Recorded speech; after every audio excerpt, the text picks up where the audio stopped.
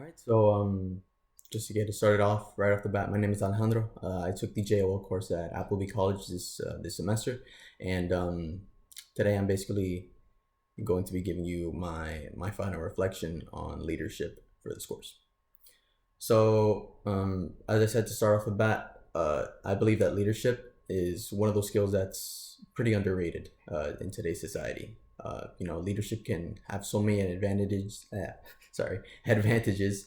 Whether that be being able to take charge in certain situations, making decisions that otherwise some other people may not be able to make.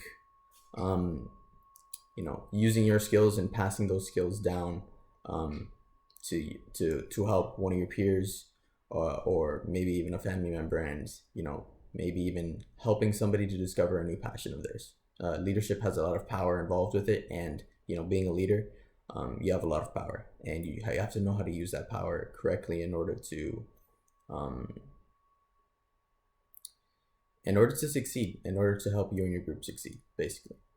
Um, you know, Myself, I want to be the type of leader in the future that's able to adapt to any situation. I don't want to be just good for one scenario. I want to be good for all of them, because that's what a good leader should be able to do. Adapt to their surroundings and be able to take charge and get everything done at the end of the day, and make sure everyone's okay, everyone's having a good time, and that everybody's just succeeding in their own way, succeeding in their own way. Um, Before I go on, I just want to talk about a leader that I admire in my own life. That being my father. He's a very hardworking man. Um, he can take charge when needed, when need be. He can. He has that mentality where he wants to get things done, but at the same time where he also wants to help others. I get my work ethic from him. I get a lot of things from him, and just that's why I look up to him so much. I admire him because he's such a great leader, not only in his work life but also in my life. Um, Now moving on to something a little more like, I don't even know what I was gonna say. Something a little more elaborate. Something that I'm gonna need to explain a little more. Hands-on activities. So when it comes to hands-on activities for a group, I love them. I'm sure that uh, most, if not all, other leaders love them, because they allow the students to engage in kinesthetic learning. And kinesthetic learning, pretty sure you know what this is, but I'm going to explain it anyway.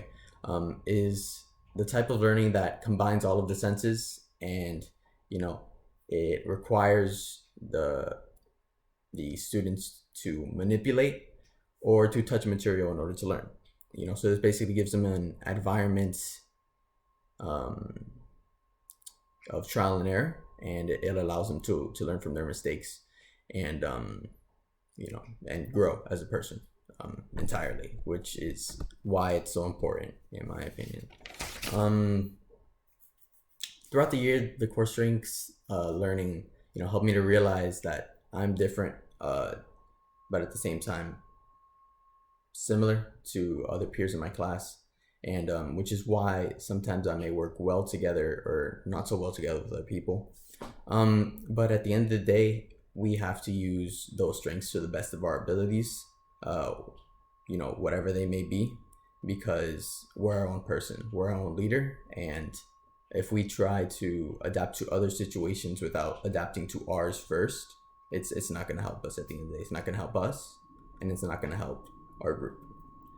Um, I also know that within a group, developing a culture is very, very important, because not only does it make members of the group feel welcomed and feel comfortable, it also helps to, form the relationships that weren't even there.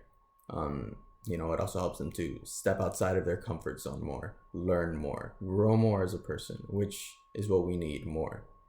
Because if everybody just stays enclosed in the little bubble, um, you know, safe from all, not the dangers necessarily, but all the risks that they could be able to take, and not knowing what can come out of those risks, um, no one's gonna learn from that. no one in history has learned from being timid, in a sense. Not that being timid is a bad thing. um, Now, for myself, I would like to keep improving as a leader. Uh, in terms of my communication skills, because my communication skills are not the best right now. That is like the thing that I would like most like to work on, and I would also like to keep improving. You know, my navigation, my fire building, my wildlife knowledge, as well as my awareness to my surroundings skills. Um, in the Applebee world, I could continue to use my leadership skills by, you know, welcoming new students, by being a student ambassador, you know, applying to be a student ambassador, welcoming new students and families to our to our Applebee community, helping them get adapted, helping them overcome any challenges that they may face, but also at the same time, if they decide to become part of the Applebee family, uh, helping that student to, just go off on their own and do their own thing. Because if I just keep, babying them, they're not going to learn. And finally, before I close off this presentation, I would like to read off my quote, or I would like to share my quote. The life of a follower is often 1,000 times easier than that of a leader. Now, what does this mean? Well, to me, it means a lot of things. It means a lot of things. In life, there's basically two routes that you can take. You can take the route of a leader, or you can take the route of a follower. The reason that the follower's life is easier is because,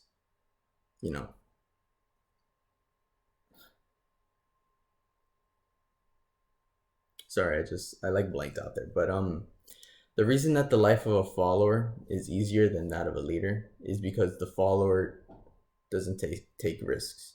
He's following other leaders instead of being his own leader, and therefore he's in a cycle that he's never gonna escape. And that's my opinion.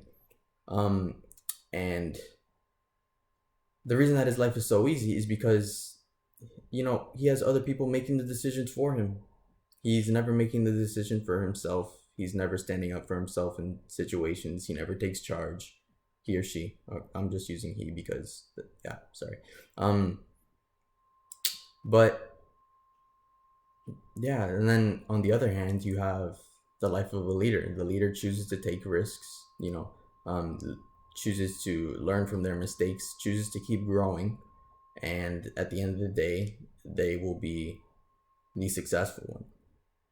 Even though the follower's life is easier, the leader will be successful because, they're at this level of knowledge and discipline that at the end of the day, not many people have, which is why I said in the beginning of this recording that leadership is a very, very underrated skill in today's society.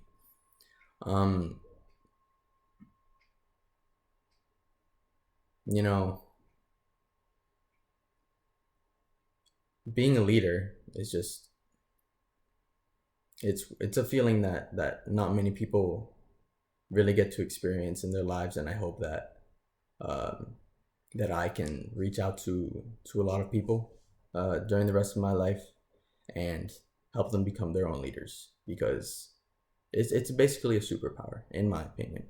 It's a superpower to have. It's a pretty cool one too. So yeah, thank you for listening to my presentation. I know this went like a little bit over time, maybe like 2 or 3 minutes, but I hope you take the time to listen to it. Thank you for listening to it, because you have to. But yeah, this is Alejandro signing off.